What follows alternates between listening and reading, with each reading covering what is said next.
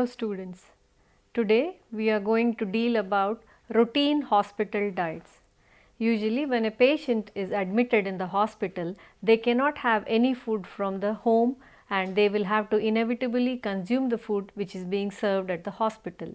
For planning a diet in the hospital, there are certain things which have to be taken into consideration.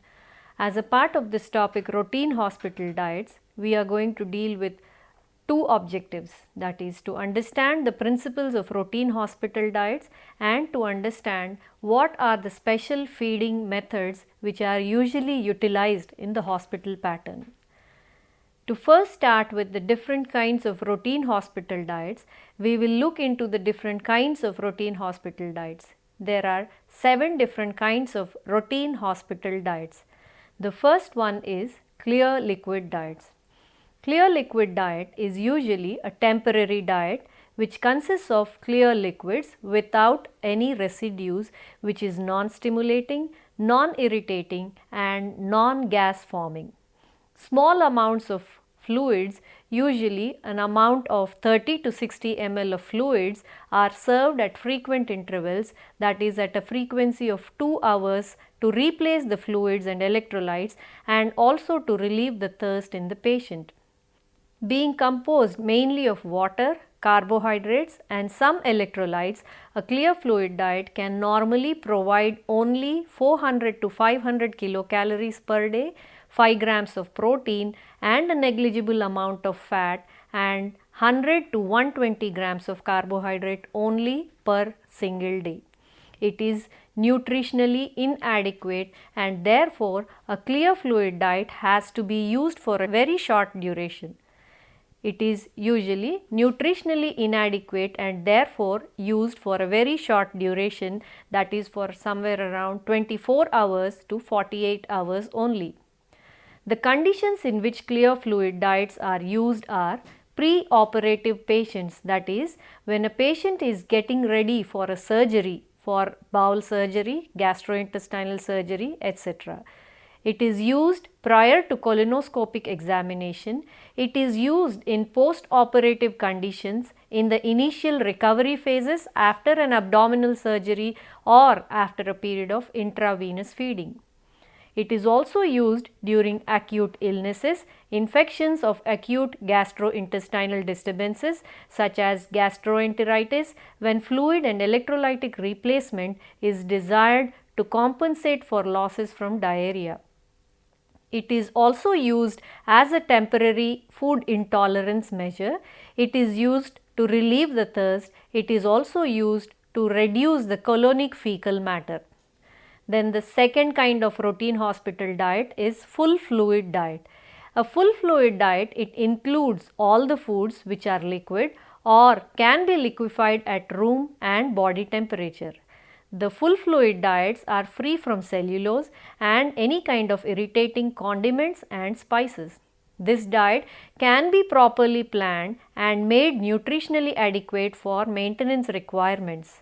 If it is used for more than 2 days, then a high protein, high calorie supplements are essential. This diet is usually given in between a clear liquid diet and a soft diet.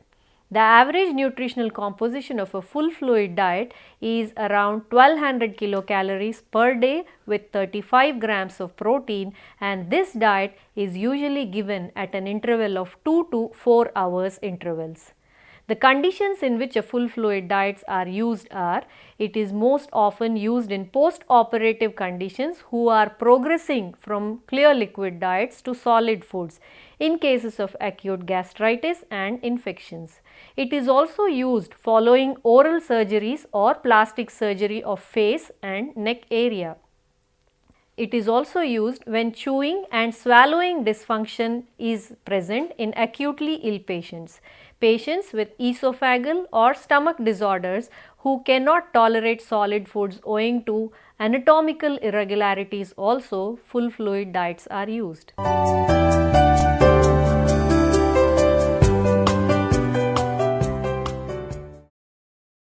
Then the third category of the routine hospital diet is soft diet. A soft diet is used as a transition between the full fluid diet and a normal diet. These soft diets are nutritionally adequate, but they are soft in consistency, which are easy to chew. They are made up of simple and easily digested foods which contain limited fiber and connective tissues, and they do not contain rich or highly flavored food substances like spices and condiments. The average soft diet supplies 1800 kilocalories and 50 grams of protein per day. However, the energy, protein and nutrients are adjusted according to the individual needs based on activity, height, weight, sex, age and the disease of the condition.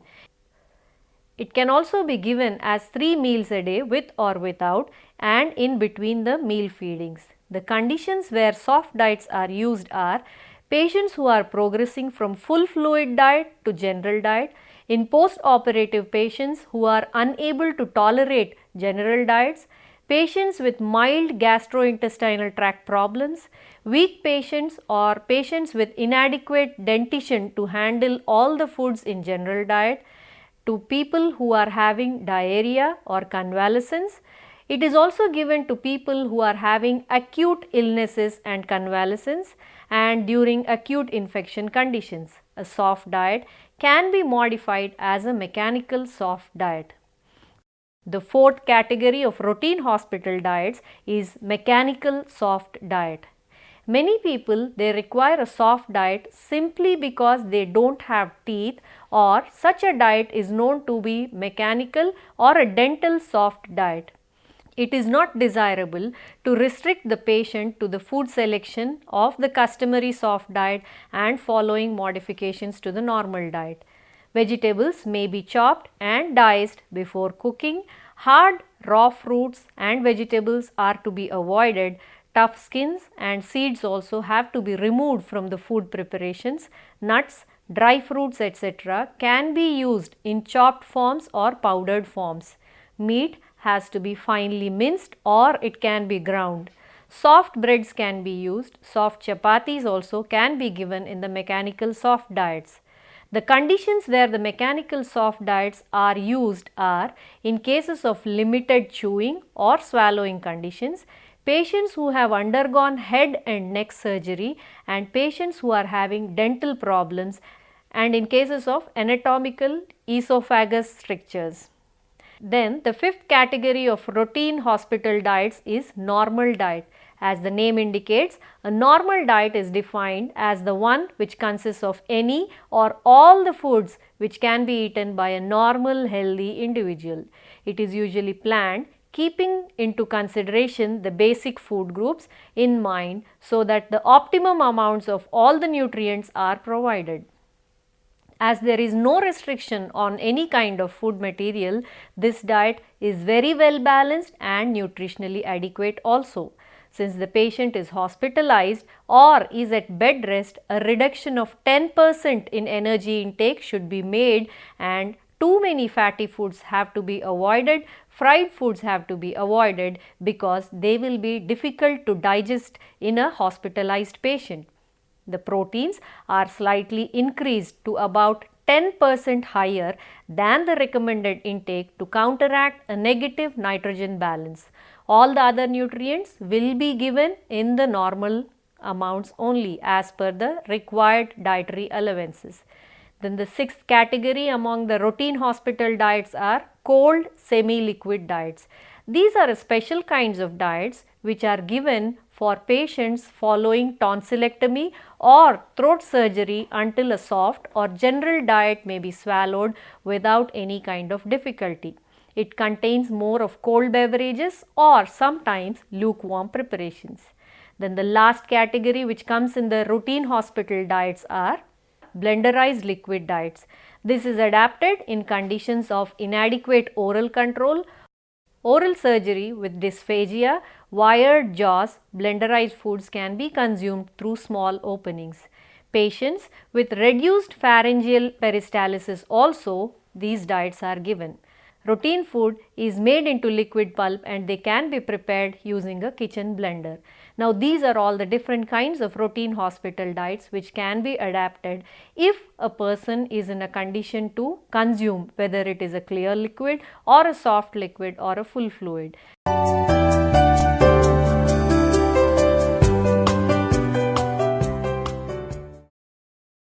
Now there are special feeding methods where a person cannot consume the normally prepared diet, and the special feeding methods will be adapted. Now the special feeding methods, they depend upon the type of the disease, the patient's condition and his ability to tolerate the food material. The different modes of feeding patients are enteral nutrition and parenteral nutrition. The first one is enteral nutrition. By definition, enteral means within or by way of the gastrointestinal tract. As far as possible, the patient should be encouraged to ingest food through the oral route. Supplements may be added whenever necessary. The foods generally are administered via a tube, and hence enteral feeding is also called as tube feeding. Tube feeding. Tube feeding may be advised where the patient is unable to eat but the digestive system is functioning normally. Full fluid diets or commercial formulas may be administered through tube feeding. The tube may be passed through the nose into the stomach, which is called as nasogastric tube, nose into duodenum, which is called as nasoduodenal tube, nose into jejunum is called as nasojejunal tube, and when there is an obstruction in the esophagus, enteral feeding is generally done by passing a tube surgically through an incision in the abdominal wall into the stomach, and they are called as gastrostomy when the tube is inserted into the stomach, duodenostomy when the tube is inserted into the duodenum, jejunostomy when the tube is inserted into the jejunum. Indications for the tube feeding are when there is inability to swallow due to paralysis of the muscles of swallowing, usually in conditions like diphtheria or poliomyelitis, or when the patient is unwilling to eat, or when there is persistent anorexia requiring force feeding, or when a patient is semi-conscious or in unconscious patients.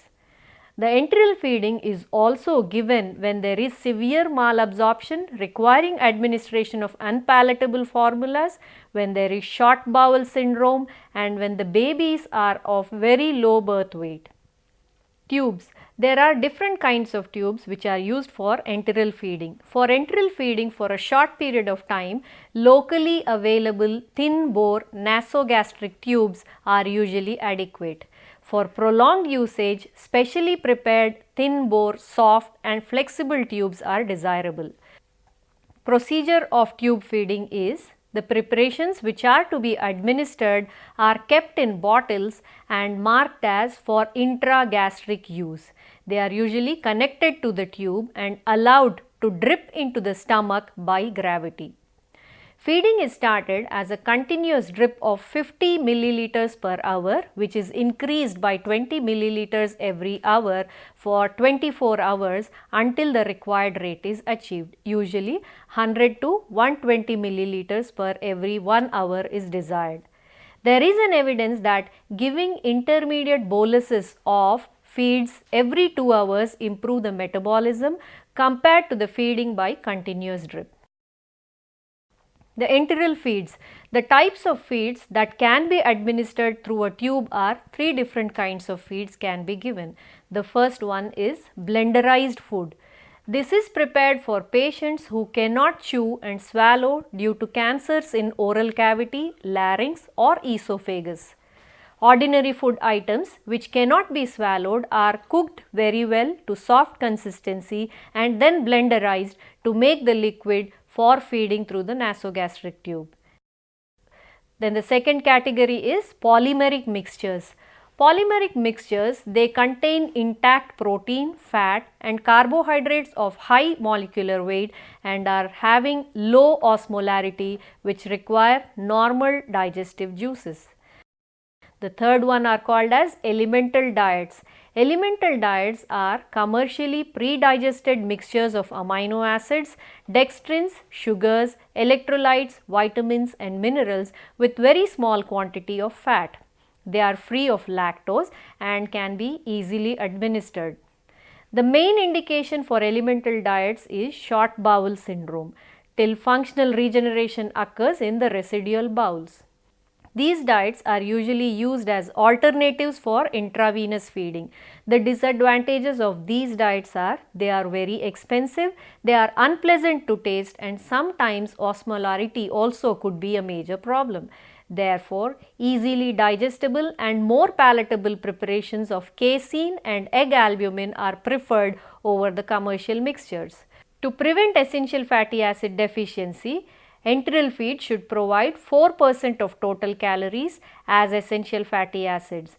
There are some commercial enteral mixtures also which are available with different kinds of osmolarity, different digestibility, different levels of energy supply, lactose content, viscosity and fat content.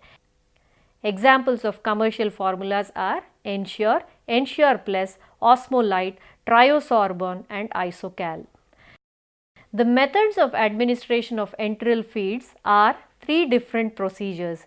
First one is called as continuous drip, second one is called as intermittent drip and third one is called as bolus. Continuous drip is the most common form of administration. The drip rate is adjusted in increments to prevent cramping, nausea, diarrhea or distension. Feedings are started at 30 to 50 milliliters per hour every 8 or 12 hours until the final rate is achieved. Then you have the second one, that is intermittent drip.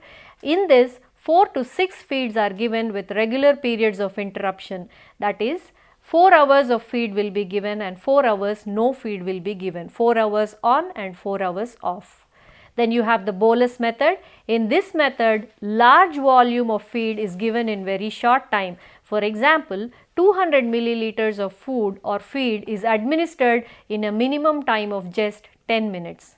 So this was about enteral nutrition. Then we have the last category, that is parenteral nutrition. The delivery of nutrients directly into circulation through peripheral or central vein is termed as parenteral nutrition. This can be total or supplemental. The total sustenance of increased nutritional requirements through intravenous feeding is called as total parenteral nutrition. When the parenteral nutrition provides only 30 to 50% of the total dairy nutrients, it is termed as partial parenteral nutrition. Intravenous feeding is best used in conditions when the patient cannot eat, will not eat, should not eat, cannot eat enough or cannot be fed adequately by tube feeding. The conditions where these parenteral nutrition are given are in conditions such as cancer, inflammatory bowel disease, short bowel syndrome, preoperative patients, gastrointestinal fistula. The parenteral feed solutions are prepared in different ways.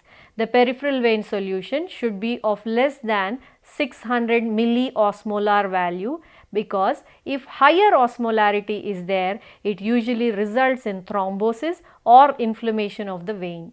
The parenteral feed solution, they contain different nutrients like glucose, emulsified fat, crystalline amino acids, vitamins, electrolytes like sodium, potassium, chlorine, phosphorus, calcium, magnesium. It also contains trace elements like zinc, copper, chromium, magnesium and iodine. Major element is water. The advantages of enteral feeding over the intravenous feeding are they are more convenient to administer, they are relatively inexpensive than the enteral feeds, no hospitalization is required for parenteral nutrition, no sterilization of tubes is required or expert supervision is also not essential. It is easily tolerated, it also avoids any kind of catheter related sepsis or infection. It also helps in avoiding any kind of metabolic disturbances. Intestinal mucosa also regenerates more rapidly as in case of short bowel syndrome.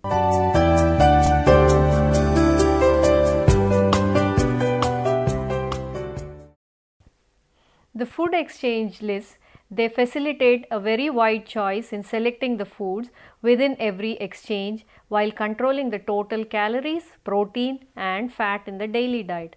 There are 9 different kinds of food exchange lists which will help in facilitating and selecting the foods for preparation of the hospital diets or any kind of therapeutic diets. The first one is Vegetable Exchange A. Vegetable Exchange A includes vegetables which consist of less carbohydrates, and 100 grams of these vegetables make one exchange which has negligible fat and protein content. These includes leafy vegetables and gourd vegetables like bitter gourd, snake gourd, etc. Vegetable Exchange B.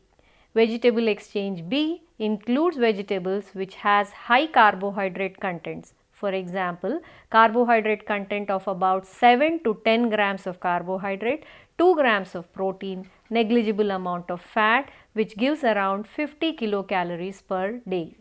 The fruits or vegetables included in these category are beetroots, cauliflowers, carrots, etc. Then you have the next one, that is Fruit Exchange. Each exchange of fruit of this list provides an average content of about 10 grams of carbohydrate, negligible amount of protein and fat, and around 50 calories when consuming 100 grams of these fruits. Then you have the next category, that is the Cereal Exchange. Quantities of cereal or cereal products providing around 20 kilocalories of carbohydrate is considered as one exchange. Each cereal exchange, it provides approximately 20 grams of carbohydrate, 2 grams of protein, negligible amount of fat and around 100 kilocalories per every 100 grams consumed. Then you have the fifth exchange, that is Pulse Exchange. The basis for the exchange is 30 grams of raw pulse containing 6 grams of protein. So, the quantities of pulses providing 6 grams of protein is taken as one pulse exchange. Each pulse exchange provides 6 grams of protein, negligible amount of fat, 15 grams of carbohydrate and 100 kilocalories for every one exchange. The sixth exchange is Flesh Food Exchange. One meat exchange provides 10 grams of protein, negligible amount of carbohydrate and around 70 kilocalories per exchange. The quantities of this exchange vary anywhere between 50 to 60 grams on the basis of the protein content. Then the seventh one is Milk Exchange. On an average, one milk exchange provides 5 grams of protein and 100 kilocalories of energy. The quantities of foods in this exchange is not constant and it varies with the carbohydrate content, fat content of the foods. The basis for this exchange is protein content of the foods. The eighth one is Fat Exchange. The exchange includes butter, edible fats and oils along with creams, nuts and oil seeds. One exchange in this category provides 11 grams of fat. On an average, one fat exchange provides anywhere around 11 grams of fat and 100 kilocalories of energy and negligible amount of protein. Then the last exchange is Sugar Exchange. This includes sugar, jaggery, honey, jams, jellies and marmalades. Each exchange of this group provides an average of 5 grams of carbohydrate and 20 kilocalories of energy. Making use of all these 9 exchanges, the routine hospital diets can be planned for therapeutic adaptations as well as recovery from the diseases. I would like to once again conclude or summarize today's topic, that is routine hospital diets. We have learned about different kinds of hospital diets, that is clear fluid diets, full fluid diets, soft diets, mechanical diets, etc., which are of 7 categories. After that, we have learnt about enteral nutrition, the types of enteral nutrition, and we have learnt about parenteral nutrition and the types of parenteral nutrition. Along with this, we also learnt about the food exchange list which can be adapted for planning any kind of hospital diets. Taking all these into consideration, any patient when he is hospitalized can be given a better diet for better recovery.